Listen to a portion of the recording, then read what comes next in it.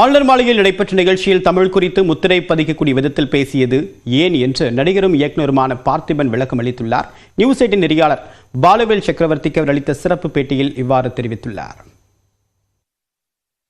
ஆளுநர் தமிழர் பண்பாட்டை காக்கிறார் அப்படின்ற அந்த ஸ்டேட்மெண்ட் பொதுத்தளத்துல பொதுமக்களால் எப்படி புரிந்து கொள்ளப்பட்டது அப்படிங்கிறது தான் இங்க சர்ச்சையானதுக்கும் ஒரு காரணமா இருக்கு. அது ஏன் சரியா புரிஞ்சுக்கப்படல? தமிழ்நாடுக்கும் ஆளுநருக்கும் உள்ள ஒரு உரசல் ஒன்று இருக்கு. சட்டசபையை விட்டு ஒரு ஹை ஸ்பீட்ல வெளியில போறதுல இருந்து இது எல்லாமே நம்ம ஏற்கனவே பார்த்துருக்கோம். இது ஒரு தேவையில்லாத ஒரு பிரச்சனைக்குள்ள நம்ம போய்க்குவோமா அப்படின்னு.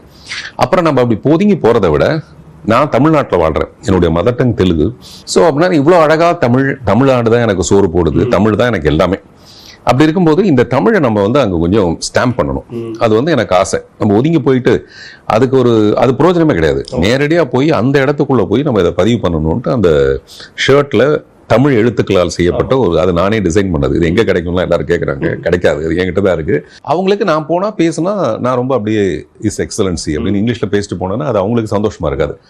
ஸோ அவங்களுக்கு என்னன்னா அப்பதான் எனக்கு ஞாபகம் வந்தது, எங்க அப்பா கவர்னர் பீடின்னு ஒரு பீடி பிடிப்பாரு.